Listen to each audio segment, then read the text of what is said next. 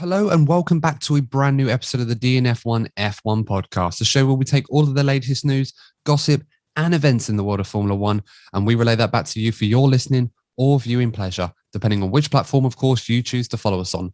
And the F1 summer break is finally at an end, guys. We are back with the Formula One season, the second half of the Formula One season, beginning this weekend at the Belgian Grand Prix. And there are so many talking points that we need to resume, so many battles that are going to recommence. And of course, going through all of the hot talking points, all of the major battles. Joining me on this episode of the DNF1 F1 Podcast, my co-host, Mr. Courtney Pine. Courtney, first of all, hello, how are you? And of course, are you excited now that we are just days away from the Belgian Grand Prix, the Formula One season coming back with a bang? Yeah, of course I'm looking forward to it. It's been a long old summer break, sure has dragged on. And of course, we do have a lot to look forward to in the second half of the season. I just want to point out the shirt you're wearing, Adam, because you've given me plenty of stick in the past wearing my Mercedes shirt, yet here you are sporting your colours. Well, I wouldn't say I've been giving you stick. I've just been merely pointing out that you seem to be more keen to wear a Mercedes shirt than you do the DNF1 shirt that you have. What I did say at some point on one of these episodes, I was going to be sporting a Ferrari top, and here I am. And I think it's appropriate going into the second half of the season, everyone getting back into the mood after a few weeks off, where the drivers and teams have had their necessary rest and relaxation, however they've planned to spend that.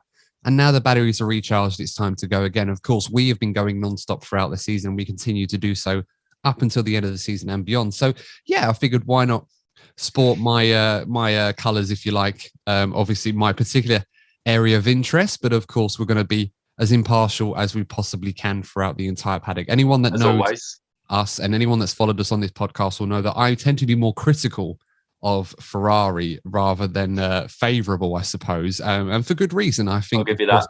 I have high standards of the team, they have high standards of themselves, and I think it's right to call it out, of course, when they're not meeting those. But as I said, let's get into the main talking points of the podcast, guys. Now, of course, if you have been under a rock and you've not been noticing what we've been doing the last couple of weeks during the summer break, we, of course, have been doing our driver transfer special, which, of course, we did with Fergal from Motorsport Mondays and Motorsport Week. And you can definitely check that out. A lot of it is still rather valid because we haven't had any confirmation of any driver transfers or any drivers that have been signed up or any drivers that have been let go for next season. So, of course, it's all still there. So definitely check that out. And incidentally, of course, we did a mini series that we trialed featuring some women content creators to talk about their interest in motorsport, not just Formula One in general, and of course, their own stories and experiences. I definitely recommend that. I recommend that to you. A couple of great content creators that we interviewed. We had Minena from the Girl Talks F1. We had Deanna from Relapse and the Outlet F1 podcast. And of course, we had Kira Megan, no less, from the F Series. All brilliant guests, all brilliant episodes. Definitely recommend that. It's on the channel. And of course, if you are following us on your favorite podcasting platform, it is also on there as well. So definitely recommend you go and check those out before this weekend's Belgian Grand Prix. Some great stuff. Now, of course, Courtney, without further ado, let's get into the preview. Let's get into it. Grand Prix. Yeah.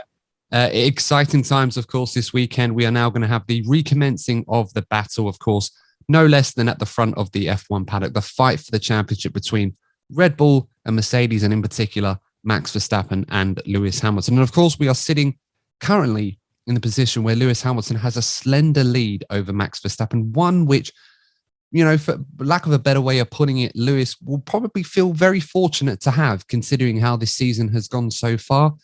Now we're coming back to a Grand Prix circuit, which historically has produced so much action, more often than not, has proven to be the catalyst or the key moment in a championship battle in the past. And I expect no less from this season's version of the Belgian Grand Prix. First of all, Courtney, how do you think it's going to go down between these two? What do you think are in each individual mindsets of either driver going into the second half of the season after assessing what has been a very much a contrasting of fortunes on both ends? I think it all depends on the development of the respective teams, because I do believe that, I'm going to sound like a fanboy here, but I do believe that if the cars are on relatively equal level, I think Lewis will have the edge simply because he has the experience. Look how many times the lad's done it. I really do believe that he would do it if the cars were on a similar level. Look, Max is great. He's a great driver, but he's yet to lose that championship virginity, and he's always going to have that slight doubt in his mind, particularly coming up against somebody as good as Lewis. That I think he's going to need a slight performance advantage in order to get it over the line. But I do think the fans are going to play a big role in the next couple of races, because there is going to be a big Dutch contingent, and it could give Max that boost to get a lead in the championship before going into the end of the European season. Yeah, that's a very, very good point. And, you know, I think I can agree with you. I think when both drivers are driving at their absolute limit, Lewis does edge Max Verstappen. Of course, I don't know if we've seen very often this season both drivers being able to go at the absolute 100%. I mean, there's been a lot of times this season where those guys have had some great battles between them. And the reason why I don't think both of them have given their 100% at this point is I think Max Verstappen has certainly given the higher proportion of his absolute peak this season compared to the two. And this is kind of why I want to draw into this particular preview. I kind of also want to talk about some drivers that I think do have to improve in the second half of the season. And I'm going to start this off a very unpopular one, but I think there is some merit to this. I think Lewis Hamilton is definitely one of the drivers I think that has to up his game in the second half of the season. Now, I know this sounds crazy, given that we are talking about the guy that's leading the Drivers' Championship at the moment, and by and large is one of the reasons why the Constructors' Championship is going in favour of his team. That being said, Lewis Hamilton has made very, very few mistakes during this turbo hybrid era. You know, I think one of the biggest improvements to his overall game as a driver is the fact that he's eradicated so many big mistakes from his driving. You know, he made a lot of those when he was growing up. When he was a one-time world champion, he made so many mistakes in the late 2000s, the early 2010s, and of course in the turbo hybrid era, he'd ironed so many of those out. Probably owing to the experience he's had in those years, and he was able to do that. Of course, when he was in a car capable, he could, you know, benefit from those improvements. This season, however, he has made quite a few big mistakes, one of which in Imola, where he made that huge mistake and, you know, at the hairpin, and he was bailed out massively by the red flag. I think you could argue if it wasn't for the red flag, which was obviously caused by that crash between Bottas and Russell, he would have been a lap down. He would not have got anywhere near the points, let alone finish on the podium. So he was able to recover a lot of points from that. He also made that mistake in Baku when Max obviously had his big accident, and Lewis was not able to capitalize on that because he made that mistake to try and overtake Sergio Perez. And, you know, in this season in particular, of course, you can also talk about his part that he played in the accident between himself and Max at the British Grand Prix. Not to say that Lewis was 100% at fault on that. We're not going to go into that one again, but Lewis did play a significant part in that. Okay, he benefited from it, but it's an error from Lewis Hamilton that we haven't seen from him in the past or in past championships when he's been up against Vettel, he's been up against Rosberg or Bottas, respectively. This is the first time we've seen Lewis make errors of this magnitude. And I feel that the biggest reason why Lewis is leading this championship, we can all agree, is because Max has had a lot of misfortune, particularly at Baku. He lost a big chunk of points. Hungary, of course, he lost a lot of points there. Silverstone, I'll waiver that one because, again, you could split it down the middle and say, well, Max could have got points there, but, you know, he played his part in that incident as well. So, you know, you have to look at it at that, you know, from that perspective that Lewis is leading this championship, but probably doesn't deserve to be. That being said, Max, of course, will have to up his game. Lewis, as we know historically, always ups his game in the second half of the season. That's right. So, yeah. For Max Verstappen to face a tumultuous task of beating Lewis Hamilton from the position he's in, he's going to have to continue, if not elevate his level to perhaps new heights. Whereas Lewis, I think if he can find that peak again, as he's done so often in previous championships, we could end up at the end of the season with a very similar story with Lewis Hamilton coming out on top. Of course, this season, the car is not as dominant as it has been in previous seasons. We may be at a position where the Mercedes isn't the best all-round car. But all that coming together, I think we know what we're going to see from Max Verstappen. I think a lot of questions have come from him, have come towards him, I suppose, on how good he really is and can he deliver under pressure. I think we've seen a lot of the time he has done. I expect that to continue. The question is, can Lewis Hamilton, and again, this is crazy of me to ask of a 7-time world champion, has won as much as he has, but can Lewis re-find those peaks that he's found so often, time and time again, to eventually claim his 8th world title? Well, I think Lewis has been looking after his mental health over the summer. I think he took himself off social media. He took himself into a space where, he feels better, and he's been able to sort of recollect a few things and go again for the second half of the season. I think he's one of the best people for that. I think he understands the sanctity of the mind. And, that's one of the reasons why he's been as successful as he is, because look, we all know what it's like in this day and age, but if you're in the spotlight the way he is, it's so easy for things to get on top of you. And I think he has deliberately taken himself away from certain things in order to get himself recharged for the second half of the season. Again, I think on equal machinery, I think Lewis can do it, but we're not going to know the respective performances of these cars until Spa, and it's going to be intriguing to see what Red Bull and Mercedes have done. Whether they're the small tweaks to the car that can make a big difference, I think Sunday is going to be a very interesting day for the championship. Yeah, absolutely, and it could set the tone for the rest of the season. Of course, we've now gone past the point where both Red Bull and Mercedes will go into this amicably. I think we're going to see more and more fireworks between both teams. And in a way, that's kind of what we want as fans. But of course, it has to be done within reason. Of course, we can talk about Silverstone as a situation where Red Bull went over the line in how they handled the aftermath of the incident. And at a time where you can understand why they're angry and frustrated over what had occurred, of course, we can't excuse the way that they behaved and some of the things that were said, which definitely tainted those feelings of pity and respect for them in that regard.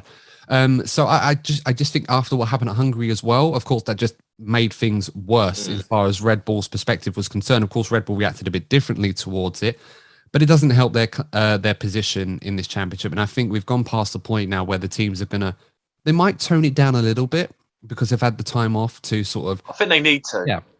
Yeah, they need to. But I think we've gone past the point. As I said, I think they've had time to refresh and recharge their batteries and perhaps analyze this and take a step back after everything's been so heated and stuff has been said, that they're going to be able to look at this now and say, okay, this is the position we're in. We know that with better fortunes, we keep doing what we're doing, the chances are we are going to win this world championship, because I think Red Bull deserve to be leading this championship, and I think Max Verstappen deserves to be leading the drivers' championship, but that's not the situation that we're in at the moment.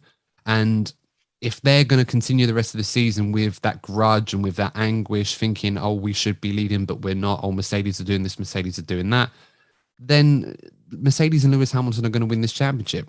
And of course, they will mind games. Yeah, absolutely. And we know that Mercedes have not been at their best either, in the same way that Lewis hasn't been at his absolute best. So we know they can find more. We know that they can iron out the errors that they made. Very, very rare errors for Mercedes. The same way as Lewis Hamilton, very, very similar in terms of their seasons. But we know they can do more, and we're expecting them to do more. So the question remains, can Red Bull manage to hold off and fend off this new, if you like, this improved Mercedes and Lewis Hamilton? That's going to be key.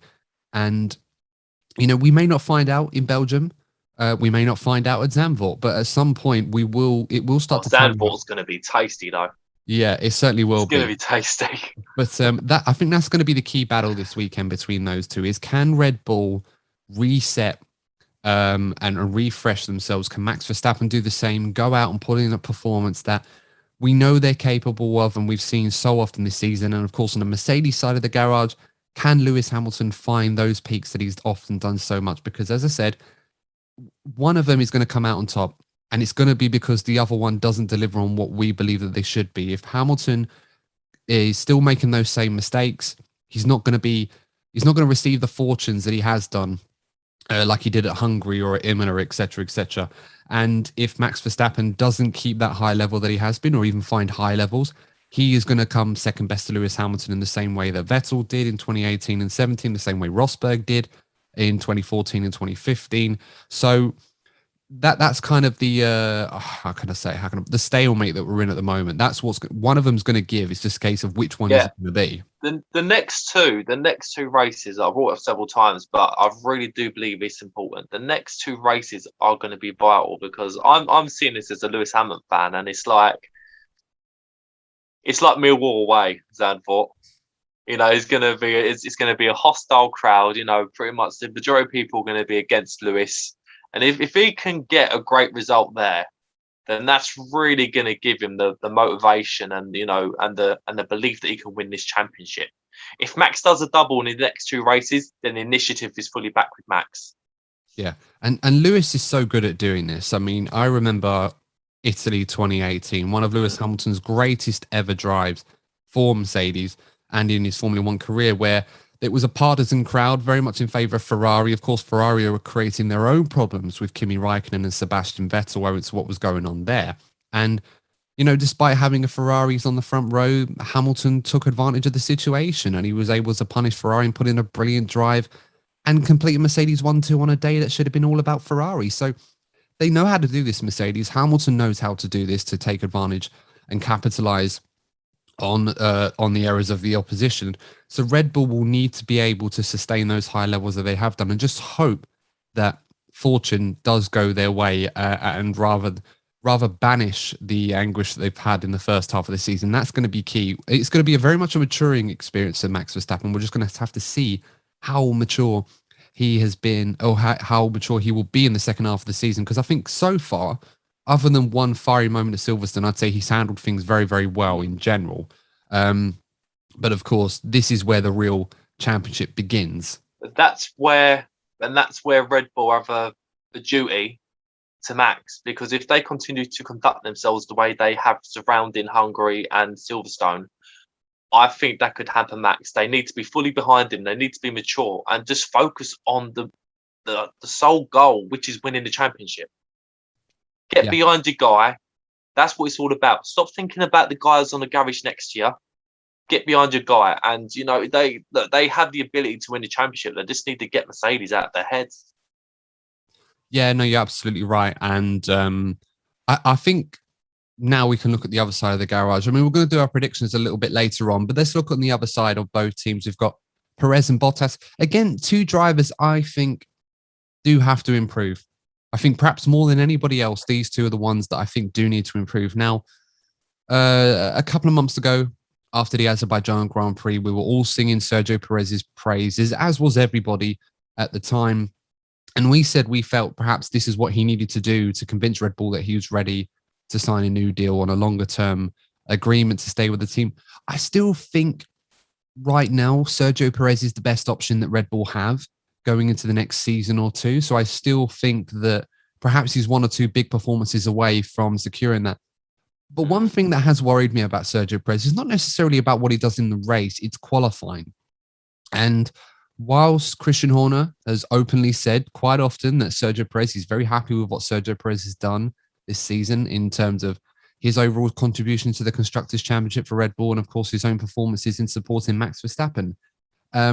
He seems quite happy with that. But then you've got Dr. Helmut Marko, who's certainly not shy of giving a blunt, honest opinion on how he sees things. And sometimes he can be completely batshit crazy. Other times he can be completely on the money. And I think he is on the money on this occasion when it comes to Sergio Perez, in which he said that the deficit to Max Verstappen is considerably larger than they expected it to be. Although I don't think they expected in a month of Sundays that he was going to be on Max's level at every single Grand Prix, but he's been quite concerned about the size of the gulf between them in qualifying. And the minimum expectation for Red Bull is that Perez qualifies ahead of the midfield, and he hasn't always done that. So going into the second half of the season, Courtney, Sergio Perez, more than most, probably has a very significant role to play in both championships. Do you feel that he's got what it takes to put it together, improve his game, and become more of a factor? And more importantly, help his teammate and the team secure both championships? I think, look, he has the ability. We've seen glimpses of his talent. I just think he needs to learn to get comfortable with his car. I think, that there is this whole thing about the cars being designed purely for Max. Whether that be true or not, only Red Bull know that. But I just think, look, Perez has got machinery that's been given to him, and he needs to make the most of it. Like he has put in some good performances for them already. That's the thing. He's already done it. He's shown he can do it. He can do. He needs to be more. He needs to be more consistent with it. But it's the same. It's the same with Bottas. I think they both have a massive role to play that could decide the championship, because it's going to be close, and I think the second drivers are going to play a big role. But I don't know. I do think deep down Sergio Perez will end up with the seat, but Helmut Marko is a bit of a loose cannon, and it wouldn't surprise me if he pulled a madness and we just saw him get replaced with, I don't know, with Albon, something like that. Because it just particularly if Red Bull were to start losing ground in the championship, so say like Mercedes took the initiative in the second half of the season, I can see Helmut Marko being upset about the situation and sort of putting his frustrations out on Sergio Perez. So hypothetically speaking, if Red Bull start behind in these next few races, it would surprise me at all if they made a decision to get rid of Perez. Yeah, I'll be brutally honest with you, mate. I'll be very, very surprised if that happens. And even if it did, I think Red Bull know that at this point of the season, replacing Perez would be a massive mistake. Even if it was someone for like Alex Albon, who naturally would be the obvious choice, being the reserve driver, and obviously the guy that's most comfortable with the car by comparison to the others. I mean, it's not a bad shout in terms of Alex's form right now. Of course, he won his first DTM race at the Nürburgring last weekend. He's been talking to a couple of teams in IndyCar, obviously trying to, I don't know, get the lay of the land, I suppose, trying to get his name out there to try and secure a seat for next season. So I definitely think his ambitions and directions in racing are certainly away from Formula One, at least for next season, as far as that's concerned. But yeah, Sergio Perez needs to up his game. I think his qualifying performances need to improve. Granted, it's probably a difficult car for him to get on top of at the moment, and perhaps next season we'll see a better Sergio Perez, obviously with the rule reset. But I think he needs to take more chances in terms of getting himself in that battle, because right now we have, forget Max and Lewis. Let's talk about Valtteri Bottas. I mean, that is the target for Sergio. If he can try and put himself in a position where he's beating Bottas more regularly than not, and put himself in a position where he can help his teammate by obscuring the strategies that Mercedes are trying to put in place for Hamilton, that is kind of what he needs to be doing. And I think Red Bull will be hoping in the second half of the season he can do that, or at least to a degree put himself in a position where he makes Mercedes' life a little bit harder than it needs to be for him. I think he needs to be in a position to get good points. So say we're going to Spa and Max has a DNF, goes out first lap.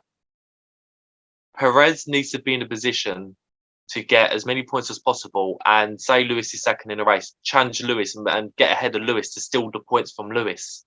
These kind of situations will define this championship, and that's the level that Sergio Perez needs to be getting at. To his credit, on the two occasions where he's had to do that, he actually has done that. I mean, we're talking about the British Grand Prix. That was a great example because Sergio Perez, of course, was in the points, or at least fighting close for the points. And then, of course, he had to make that pit stop, which he didn't need to, but it was to take the fastest lap. And, of course, he did, which allowed him to take a point away from Lewis Hamilton. I know it's only a point, but it could be the difference in this championship. We've seen championships won by half a point in the past. So, 1 point can make the difference. If you don't believe me, ask Alain Prost about that one, because Niki Lauda won a championship in, I think it was 84 by half a point. So, it can be done.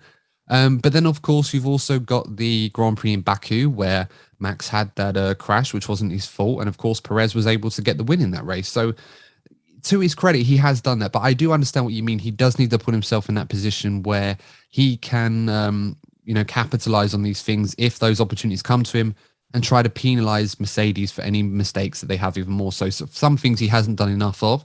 But when he's been called upon, he has been able to respond. So I think that's why Christian Horner has been very positive of Perez in terms of his first half performance, but we definitely need to find more from him. Valtteri Bottas, I think a driver, again, there's a lot for him to do in the second half of the season. At this point, we still don't know if Valtteri Bottas is still going to be at Mercedes next season. We were convinced a couple of weeks ago when we did the transfer special that we would know. Mercedes said they were going to make a decision over the summer break. That's now been pushed back to some point in September. So I don't think we have long to wait. And again, we don't know what's going to happen. Mercedes may actually know already. Valtteri Bottas may already know where his future is going to lie. He must, surely. He must, because you need to give the drivers time to find a new place to drive. I'd be very surprised if Valtteri doesn't know. Surely he knows. Well, you say that, but I mean, at this point, I want to say I think he probably does know. But we haven't seen any indication from either him or George Russell that either of them know for certain where they're going to be next year. They've been very coy and teasing on it. So we'll have to wait and see how that goes. But as I said, in this championship right now, I think we need this situation sorted as far as Mercedes are concerned. Valtteri just needs to get his head down, try and improve on his performances. Again, we've said so often that Valtteri can either be in the fight or absolutely nowhere. And I think what has gone well for him this season is that he's still ahead of Perez, whereas you could argue that he's not been as good as he has been in other seasons. You know, it's just depends on how you look at it. I think one thing that's always concerned me with Valtteri Bottas in a Mercedes is that when Lewis Hamilton has fallen down the field, he's always been able to recover and fight his way through.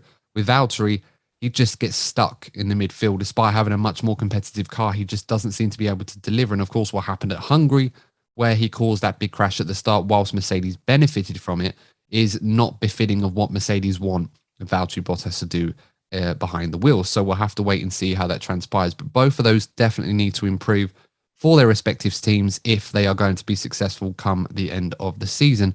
Let's talk about McLaren and Ferrari, the same old battle between these two. And it's been one of the highlights of the season, it must be said. Both of them deadlocked on 163 points each, I believe, in the Constructors' Championship, of course, after the disqualification from Sebastian Vettel was upheld, of course, after that one, which we'll talk about a little bit later on. Again, there are areas, I think, for both teams that do need to be improved on for the second half of the season, perhaps more in Ferrari's camp, I suppose, than McLaren. But how do you see this one going down this weekend, Courtney? Because, again, we're going to a power-sensitive circuit. Ferrari have talked about the bringing a new spec for their engine, which, of course, is quite excited about. They're quite excited about it. But it's not going to be coming until after the Italian Grand Prix at the earliest, they say. So could we see these next couple of races where McLaren have that power advantage over Ferrari be the critical 3 races in their season if they are going to finish ahead of the Scuderia? It's going to be vital. I think this weekend should favour McLaren. I think Zandvoort's going to be an interesting one because it's all, I'm not looking forward to that race simply because it seems almost impossible to overtake there. It looks like qualifying. It's going to be a Monaco style circuit. I hope I'm wrong. I feel like we could have ourselves another Monaco style race there, and I think Charles Leclerc in particular seems to have the edge over the McLaren guys in qualifying. So I think the next race in particular is vital for McLaren. I think they need to pick up as many points as possible. But going on to the drivers' performances, I've been impressed with both of the Ferrari drivers, particularly Carlos Sainz. I think Leclerc has that raw talent, but he still has that mistake in him sometimes, and he needs to iron that out if he wants to be a future world champion. I think the biggest talking point drivers-wise is Daniel Ricciardo. Doesn't need to be said, really. He knows he needs to up his game, and he needs to up his game to win this Constructors' Championship because I think Ferrari are going to be coming in strong in the second half of the season. Lando's been supreme, though. Let's not forget how good Lando has been. He's propelled McLaren to the level that they're at this season.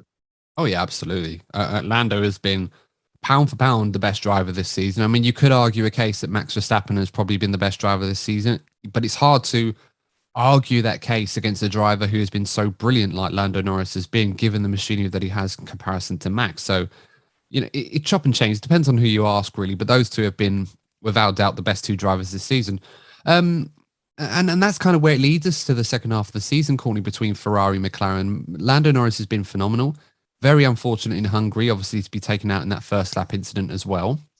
And it's kind of not necessarily sullied what has been a brilliant start to the season, but obviously not scoring points after going 15 races in a row in the points it is a bit of a shame that it had to end in that fashion. I mean, it was a remarkable run for Lando Norris. So I don't think there's much we can really say about Lando in terms of what he needs to look for the second half of the season. It's just going to be more of the same and just try and keep the Ferraris behind you if you can. Danny Rick, I think a driver that definitely has to improve in the second half of the season. We know he can do it. We know he's more than capable. I mean, this is a guy that I think in the right car is a championship contender. We've just never seen him in that car throughout his career. He's had some good cars, but he's never really had a championship contender in his hands. So we'll have to wait and see. For all we know, this could prove to be one of those seasons where the car's characteristics just don't suit the driver, and there's no way that Daniel can get around it. Of course, given the way the season is going and what we're going into in the coming years, Daniel may not have to worry about that too long. But I think what's important for him is trying to find ways to find improvements this season in his form, not just to give himself confidence, but also to give McLaren confidence in him, because he's got a contract with them up until 2024, same as Lando. But what he wants to avoid beyond this season is that sort of feeling of dread where he slowly becomes the number 2 driver and perhaps he doesn't seem to deliver what we hoped he would do. And McLaren, I think this season have seen how good that car can be in Lando Norris's hands. And it's kind of made them feel perhaps in Ricciardo that they should be expecting more from him. And granted, this has been a difficult transition for him. It's never easy to transition into a new car at any point in your career.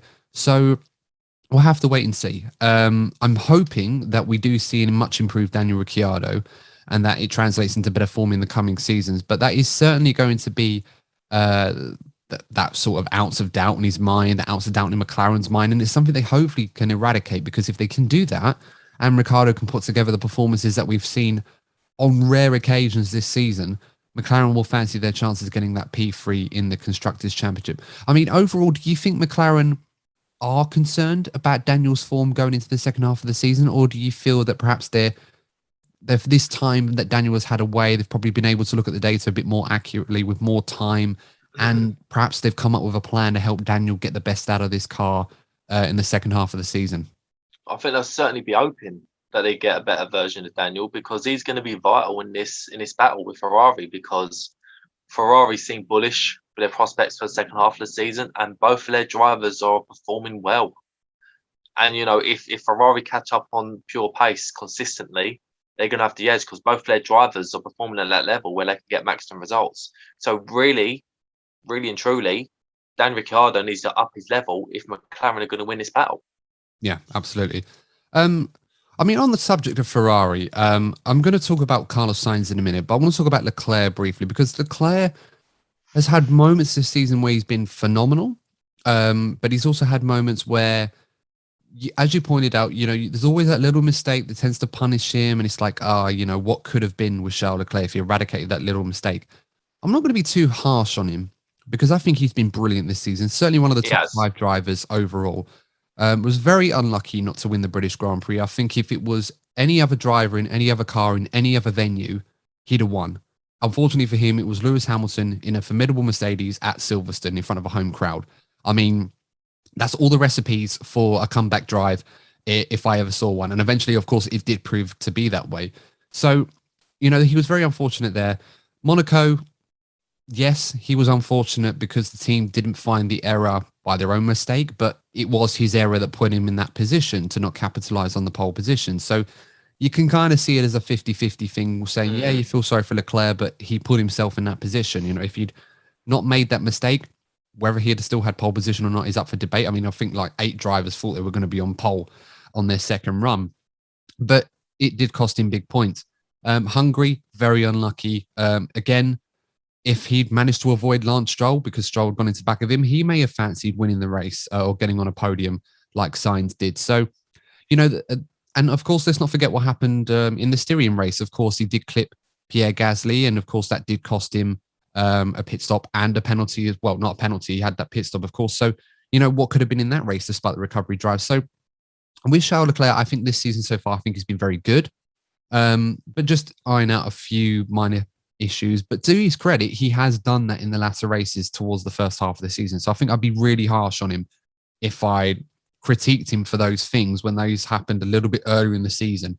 But given how well Lando's been, I think Leclerc needs to make sure that he capitalizes, because he could easily be up there with Lando Norris this season if it weren't for those few issues or misfortune. So I think we have to take that into account. Granted, Lando, I think, has been better out of the two of them overall, but we've seen Leclerc with a higher ceiling between the two. I think it's probably fair. So a bit more consistency.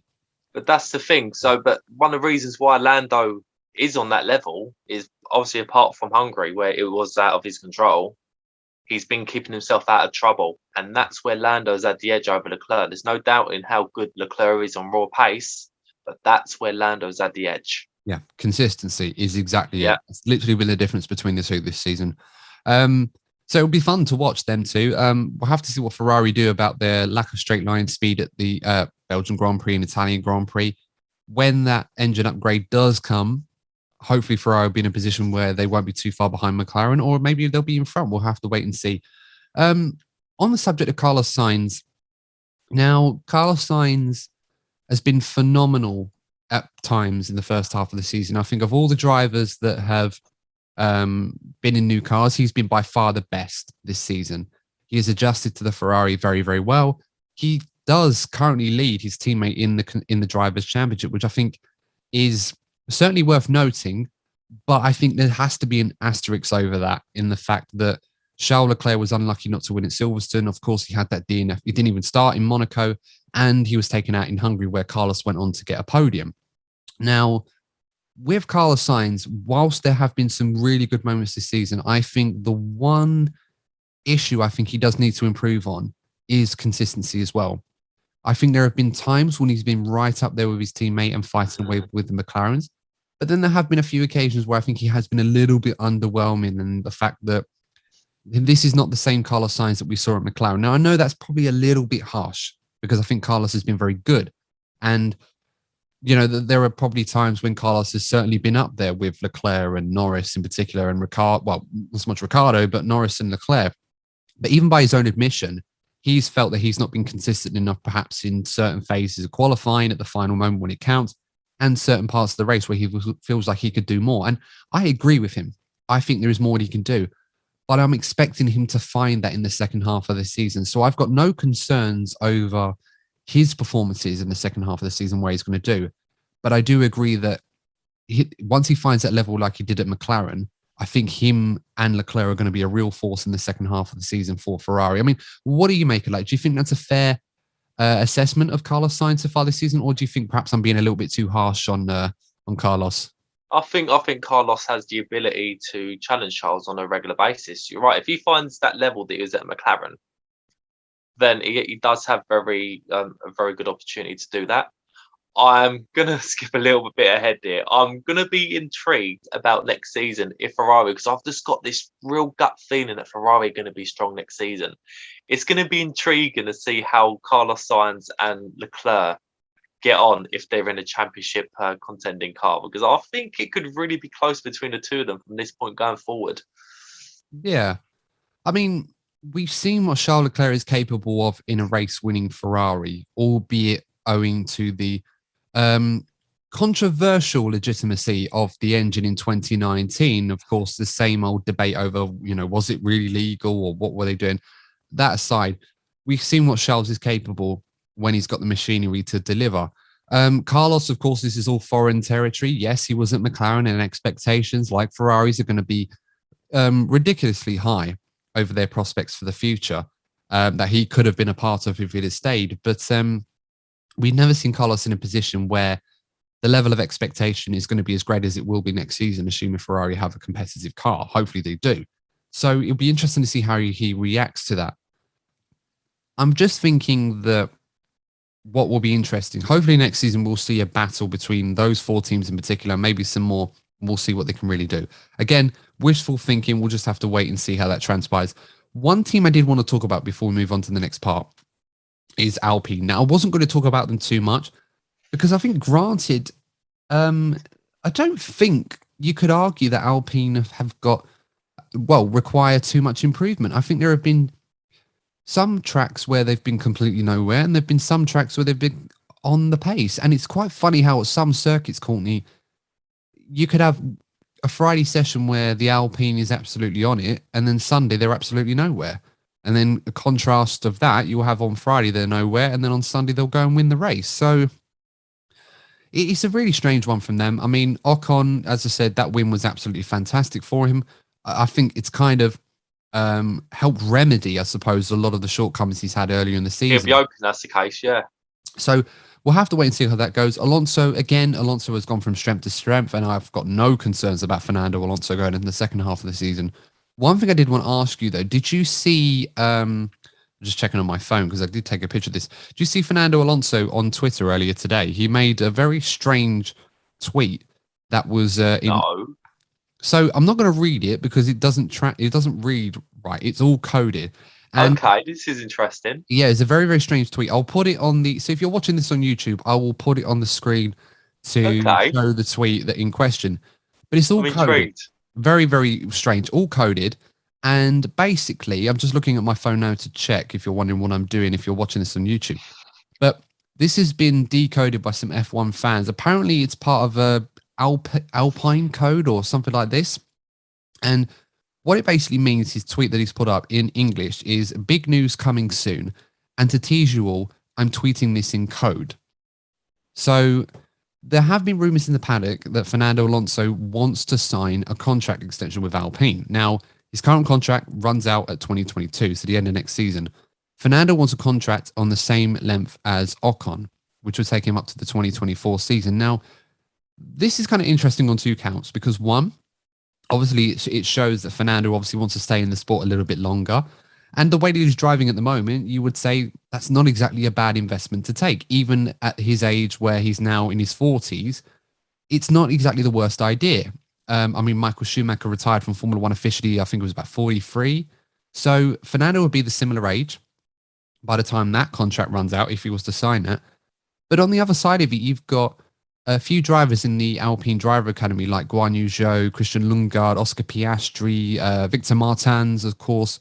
Some really good young drivers, obviously waiting in the wings for an opportunity at Alpine. But if Fernando Alonso signs a new deal to 2024, you've basically got 4 or 5 drivers in the academy that are going to have to wait at least 3 more years before they can get a seat at Alpine at the very earliest. And 3 of those are already in F2 right now, very much in the hunt for the F2 championship. So, Courtney, I guess my question is not necessarily what Alpine need to do to improve this season, but what do they do about Fernando Alonso's situation, bearing in mind the issues they've got with their own driver academy? Because right now it's kind of it's a very difficult position if you have to make the decision on whether to keep Fernando for another couple of years or go with youth or risk losing them if you decide to go with the former.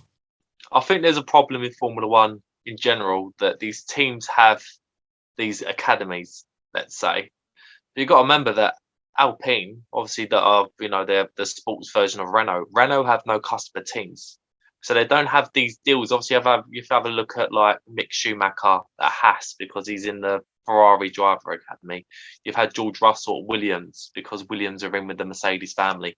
Renault don't have that luxury. So these drivers that are in the Renault Academy are going to find it a lot harder to come through. So Formula One needs more teams in general for the sake of the younger drivers coming through. I've thought that for a while now. But Renault needs some customer teams in order to give these guys more of a chance. But going back to Fernando Alonso, I'm not surprised in the slightest, to be honest. I think he came back because he believes with these big regulation changes, this big shake-up that is coming, Alpine could be one of those teams that could surprise people and, have a championship winning car. He has plenty of fond memories with the team when formerly known as Renault in 2005, 2006. He has a trust in these people. So he's gone back to familiar territory, hoping they can pull off a madness. I do think that if Alpine struggle in 2022, 2023, I think Alonso will give up. He's gone there because he's hoping there's a chance he could be in a championship winning car again. Yeah, very, very true. And I don't think we should ignore that. That is Alonso's ultimate goal. And obviously he feels that when it comes to 2022, that the team that gets it right will be very, very hard to stop for the next couple of years. And I think he probably has a lot of faith in Alpine. And he wants to be a big part of that future. If it takes him a few more years to realize the ultimate potential of what this team could deliver rather than another year, which I think is probably about accurate. I think it'd be a lot to ask of them to absolutely nail it next year, although it's possible it could happen. We'd have to wait and see. It's interesting you mentioned, of course, trying to attract newer teams to the sport and having more customer teams. Right now, we, of course, have 3 engine providers, excluding Honda, which, of course, are leaving officially next season, despite the fact that they're providing Red Bull with their engines up until 2025, although that will be in the shape of next year's engine, which will be frozen in spec for another few years. But, of course, Red Bull will continue with their own powertrain division that they are now building to look after that. So it does seem that Renault will need to try and attract newer teams to the sport. And I know they've been in talks with a few teams to try and attract them to the sport in terms of getting them involved, some independent teams, not necessarily manufacturers, and be their exclusive engine provider, which of course could be a way for them to get into the sport without it costing an arm and a leg. Of course, we already know at the current state of play in F1 that if a new team does want to enter the sport, it's going to cost them at least $200 million, owing to the payment they need to make to all the teams of $20 million each to allow them to come into the sport. And I think there's a delay on the revenue that gets dispersed to all the teams evenly for like a year or two, that they can't get any revenue from F1 directly like that. So it's a very, very big ask to have a new team into the sport. So, of course, they will need to try and find ways to try and ease the burden, if you like, by having favorable deals and technical partnerships with an existing provider. And that could be the way in through Renault. And I think it will both benefit both parties. So we'll have to wait and see on that goes. But it is quite interesting to talk about with their driver academy, because they're in quite a difficult position right now where there are certainly one or two, perhaps Oscar Piastri, in my mind, definitely is the guy I would want to have in a Formula One seat very, very soon. So he's the driver I would feel that Renault or Alpine in this case are most likely to lose if they decide to keep Fernando Alonso in Formula One for another couple of years. So a very difficult position for them to be in altogether.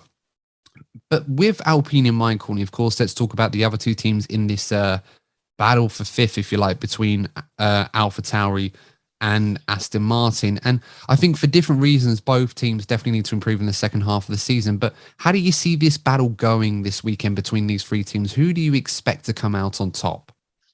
I think Aston Martin seem to have made some serious progress this season. They seem to be a lot more happier with the car. And I think most vitally, Sebastian Vettel seems to be a lot happier with the car.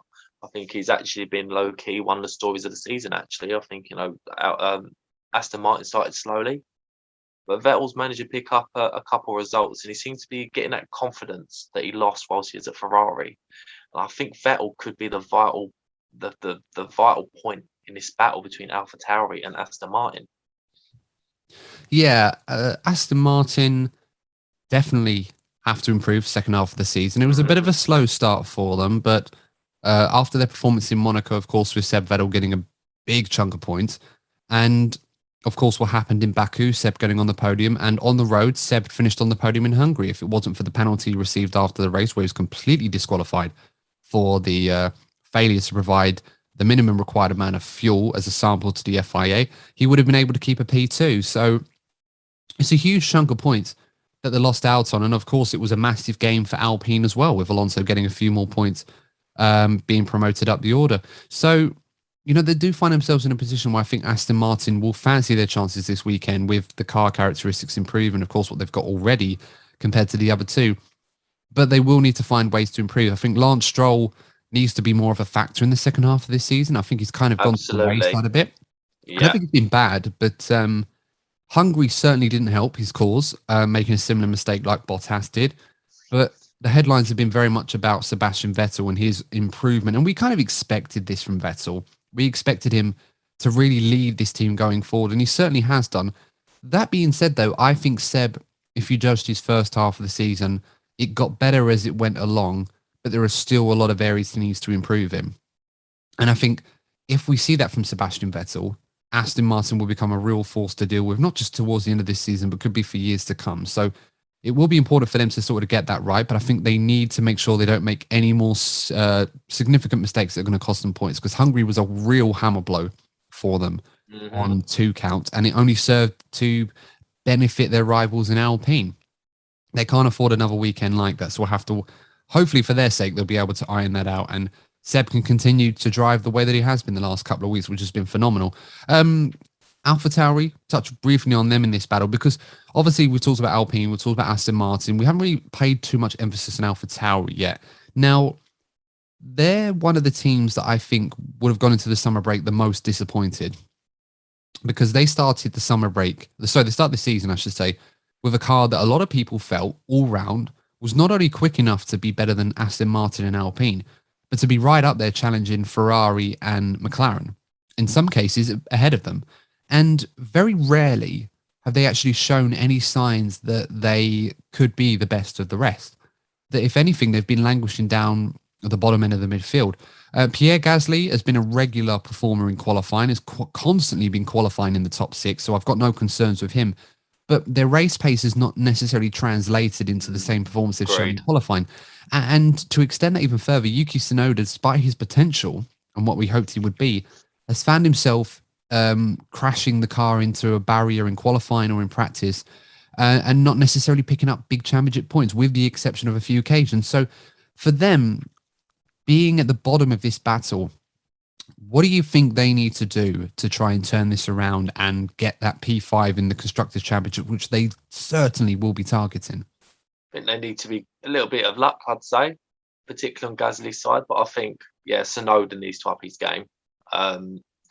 He's shown moments where you can see he's capable. He has the potential, but it has been disappointing after the start that he had. I think it's going to be tough for him to turn it around. I just think that second seat, formerly, Toro Rosso and now AlphaTauri, I think it's always a difficult seat to be in, because that's always the seat that the young drivers, it's always vulnerable to the young drivers, isn't it, in a Red Bull program? So I think there's a lot more pressure on that seat that Sonoda currently has. And I think it has played a part in the struggles that he's had this season. But he needs to up his game the second half of the season, because if AlphaTauri falter, then he's going to be the first person to blame, and we know how quickly choices can be made at Red Bull, and he can find himself in trouble. So Sonoda is probably one of the drivers. I'd say one of the drivers that needs to improve the most in order to save his seat. Yeah, I mean, of course, we're not going to be going to the Japanese Grand Prix, because, of course, we've had news a couple of weeks ago that that's been cancelled because of the COVID situation, which is a huge blow to Honda and also for Yuki Sonoda, because I'm sure Honda would have loved a Grand Prix Japan, especially when they've got a car like the Red Bull in Max Verstappen's hand that could have won on the home track. So it's a shame for them, but Yuki Sonoda, of course, would have loved to have gone there and drive in front of his home fans. I think the Japanese fans would have loved that, but owing to the COVID situation, that's not going to be possible this season.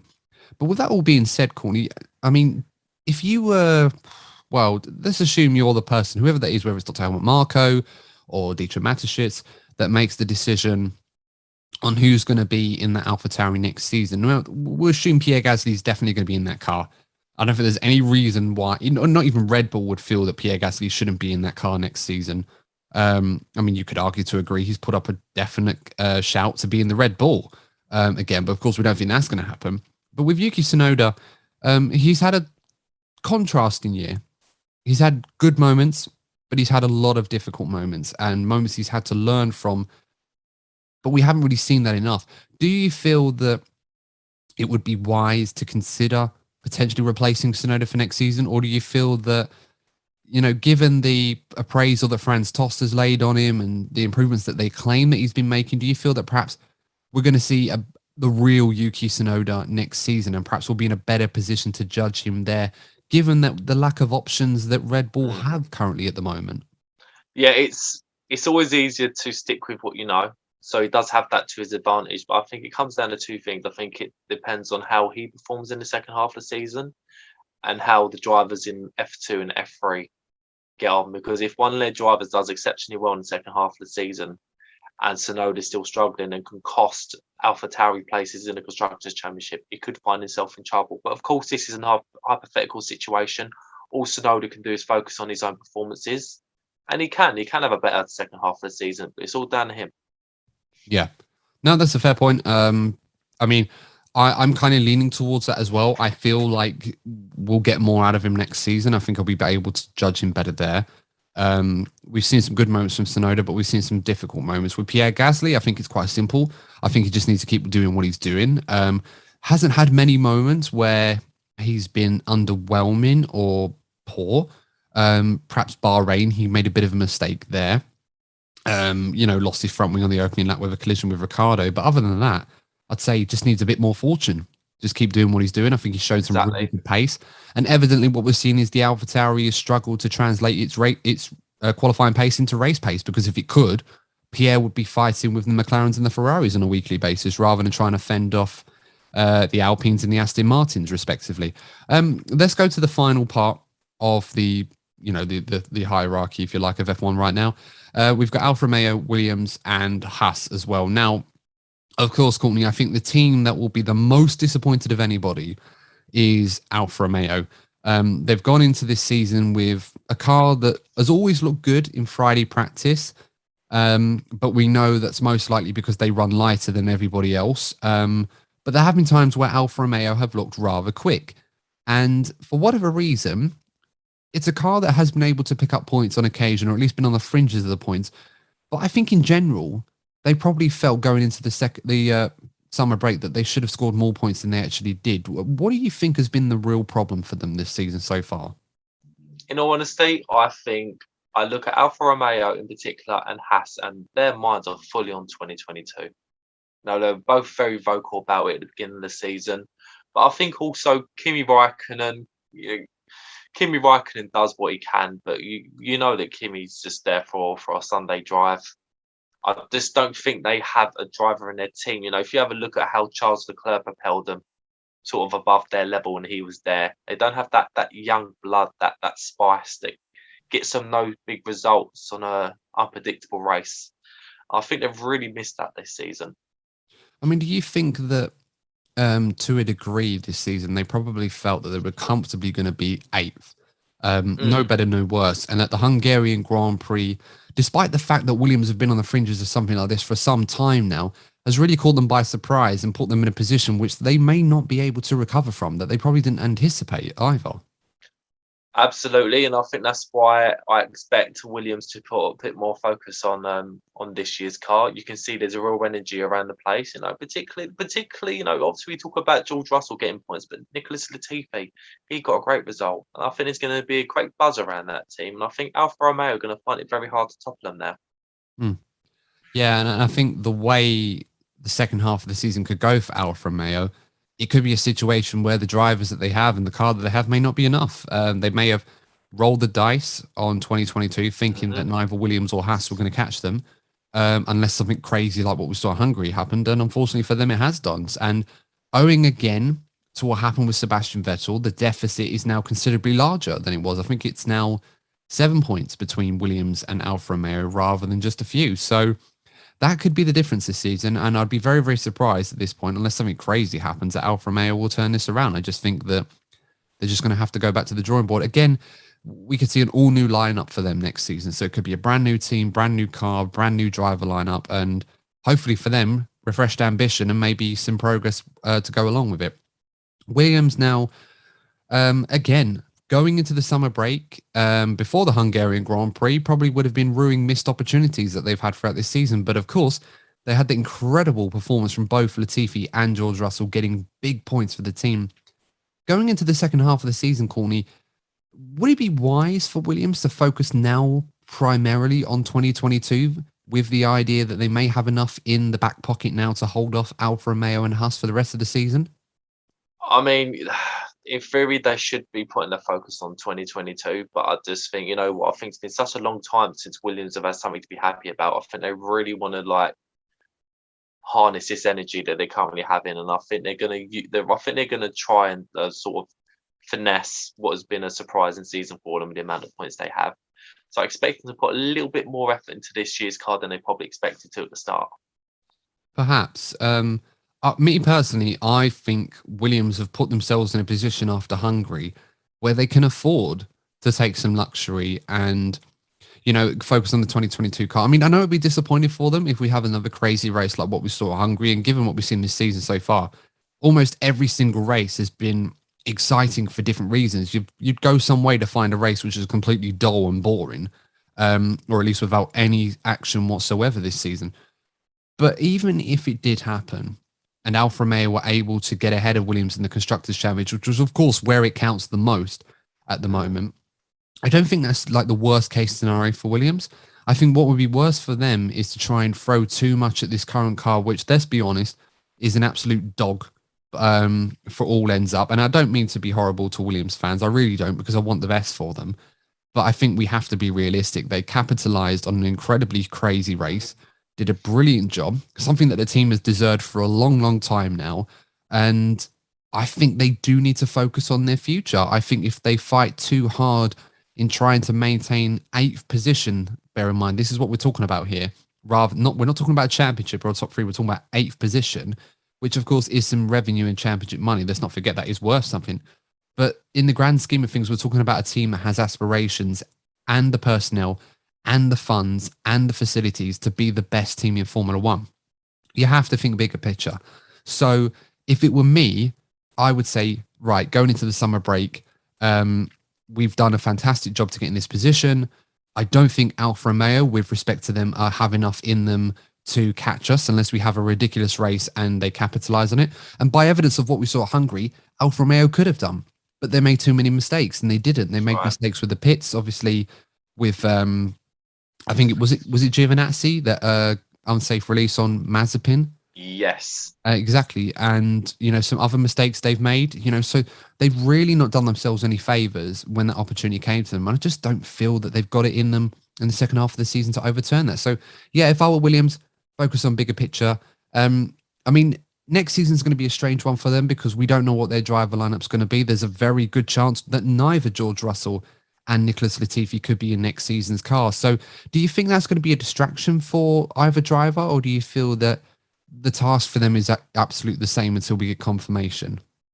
I think it might be a little bit difficult for Latifi if he finds out he's leaving the sport altogether, because I think if he was to leave Williams, I don't think he'd have anywhere else to go.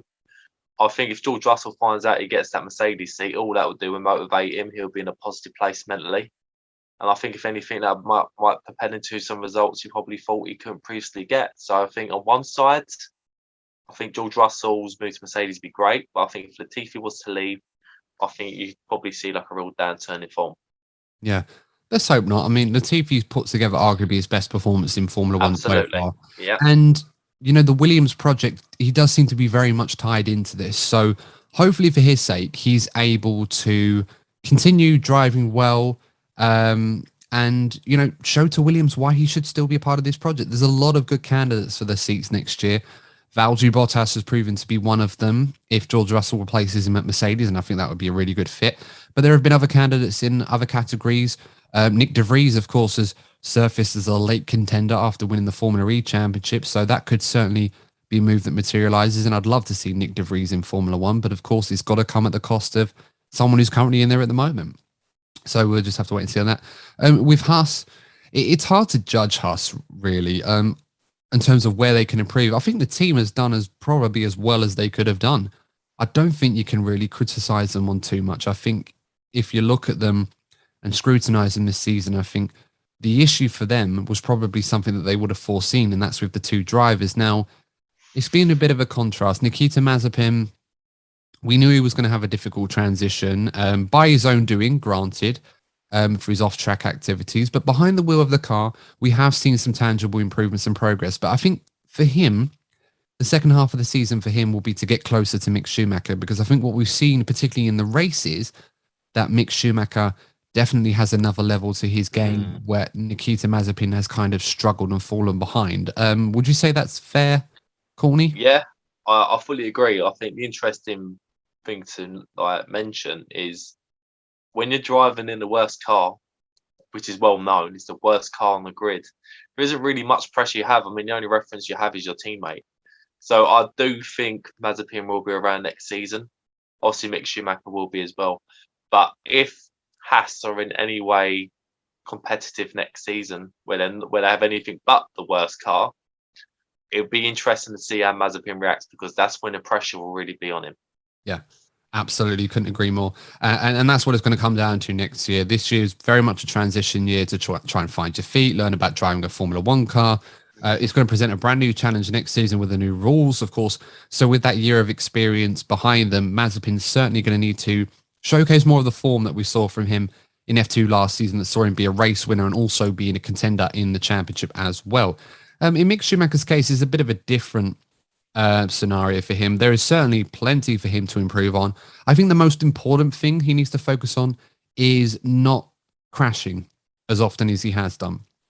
Now, I know that seems rather silly, but I think there have been a few occasions this season where we saw the French Grand Prix, I think it was in qualifying, where he'd managed to get into Q2 because of this, but obviously crashing at the end of Q1. Monaco, of course, he had that massive crash there, and he's had a few others earlier on this season.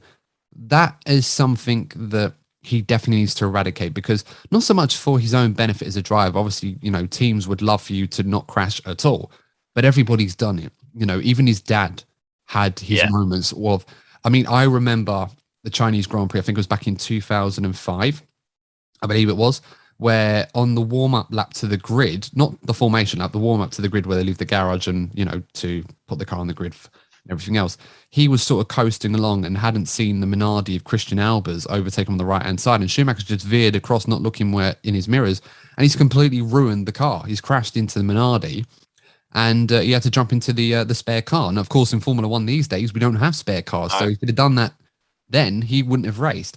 So, everybody's done it. But in Mick Schumacher's case, there's a lot of positives. He's been quick at times. He's been rather calm. He's been learning. We can see that. But this is a driver that I think everybody's keeping their eye on. And in particular, his suitors at Ferrari. And of course, other teams like Alfa Romeo may be looking at him for next season. And I think when you've got a name like Schumacher, naturally everybody's going to be looking at you and seeing how you improve. And Mick Schumacher, to his credit, to this point, has been very, very good.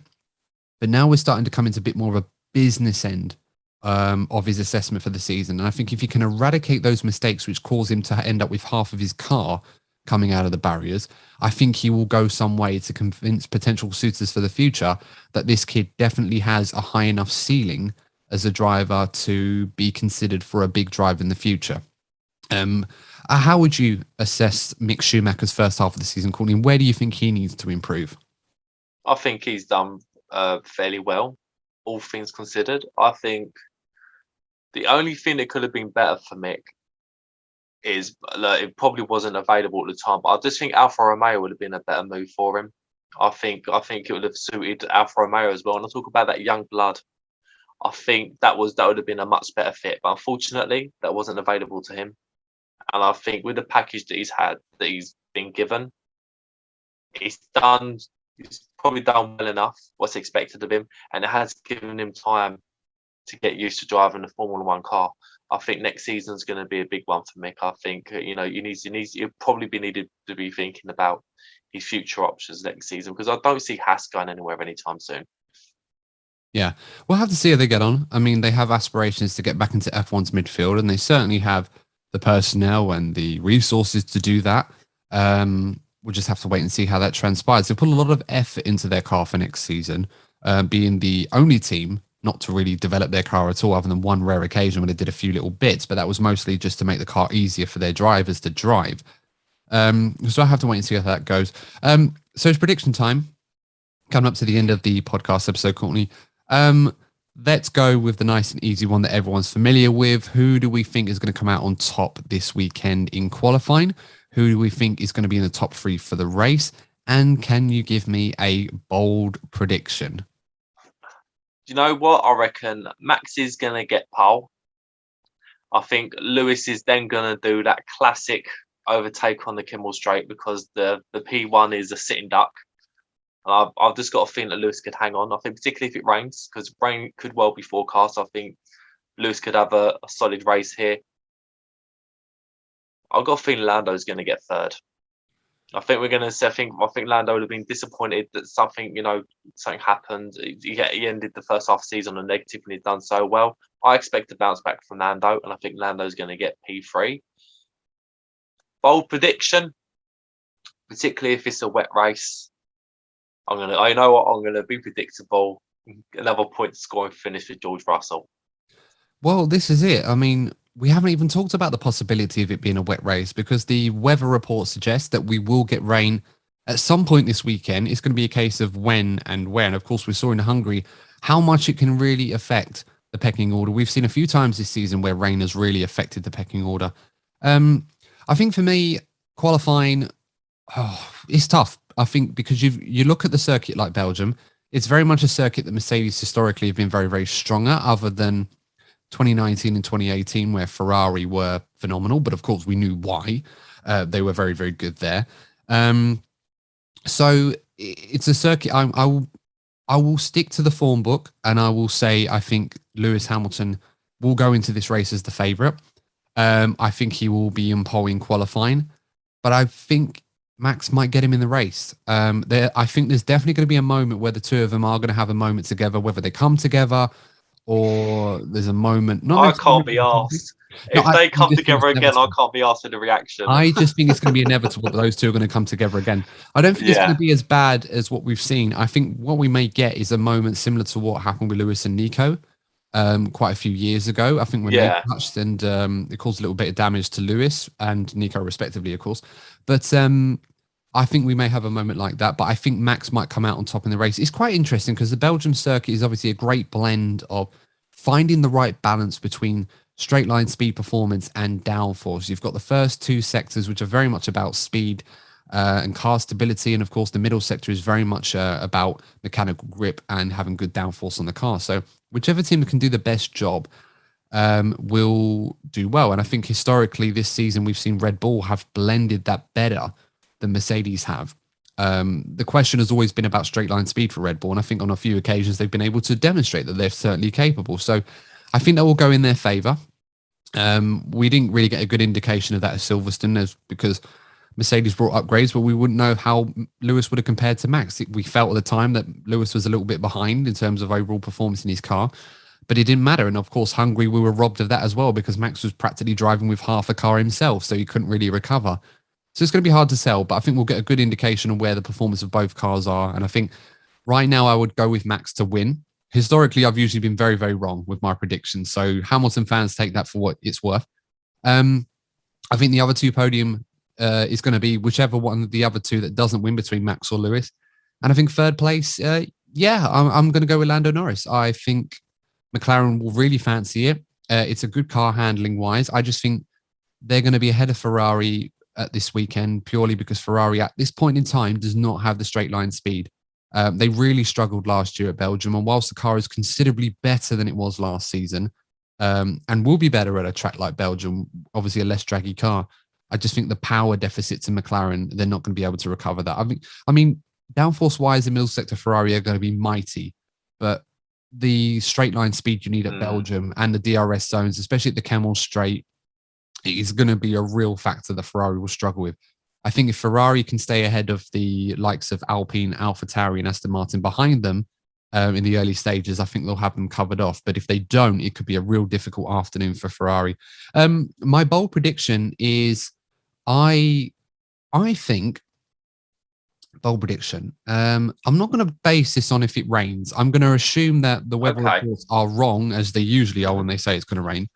And that if it's a dry race, I think Daniel Ricciardo will finish in the top 5. I know that's not overly bold because I think he's capable of doing it, but I think this is going to be a track that Daniel has won at before, no less, in the past. But I think it's going to be a track that he will be very strong at. I think the car characteristics, which he struggled with compared to Lando, will be mitigated a little bit at a circuit like this one. Yeah. And was it 2014? No, 2013 he won? 2014. 2014. Yeah, that's when Lewis and Nico hit each other. It was Nico was damaged. 2014. Yeah, you're right. Yeah, because I was just thinking, because Vettel struggled on that day in the Red Bull and Daniel picked up the pieces. Quite famously, that season, he won 3 races, didn't he? Because the Mercedes were tripping over each other. And every time, Daniel picked the spoils. He did the same in Canada and somewhere else in that season as well. But yeah, I think Daniel's going to have a great weekend. So I'm going to say top 5 finish for Daniel Ricciardo at least, if it's a dry race. Unless there's anything else you wanted to add, Courtney, I think we probably could wrap this up. I'm ready for the wrap up, mate. Ready for the wrap up. Well, guys, of course, one thing I should propose to you now, Courtney and I were talking over the summer break about content ideas and new things we can do for this channel. Do send us your recommendations if anything Please do. For us to see on this channel, stuff that we can do that we haven't tried already. Regular followers of this channel will know that we've tried a few different things, not necessarily things that have worked out, some that have, and of course we've adopted the ones that have and put to one side the ones that haven't for obvious reasons. But we've seen a lot of people do live streams of qualifying as a watch along. Now, of course, we're not going to do watch alongs of the race because that's just ridiculously long. However, qualifying is something that we've talked about for a while and think is possible to do on a live stream. So if you would like to see us do a watch along of qualifying on Saturdays for certain races this season, let us know. And of course, if it is something that does seem to work and you guys seem to enjoy it, then we may incorporate that on a regular basis in the future. But if there are any other ideas and stuff you want to see, please do let us know in the comments below. Of course, let us know your predictions for the Belgian Grand Prix, and also let us know what you think about the drivers we've mentioned already in this episode that we feel need to improve. Of course, there are cases for some other drivers, and of course, perhaps you think we're being a bit too harsh on some drivers that we've mentioned. I mean, before I thought about this, I wouldn't have said Lewis Hamilton, but then upon reflection on the first half of the season, I think there's certain legitimacy to some of the things he needs to improve on. But of course, there are certainly other cases for other drivers as well. But let us know in the comments what you think, and of course, your predictions, as I've already mentioned. And guys, as always, if you have enjoyed this episode of the DNF1 F1 podcast, make sure to give it a like and consider subscribing to the channel. We're so close to 500 subscribers.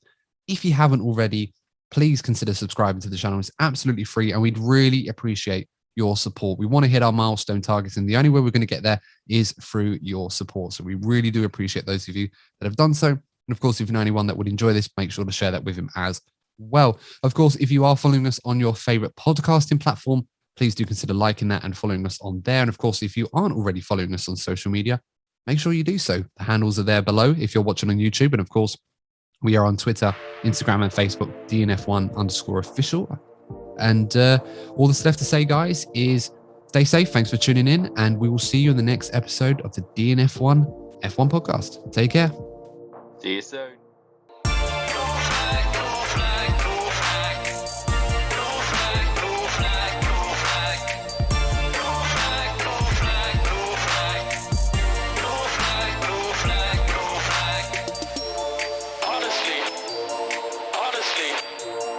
Honestly, what are we doing?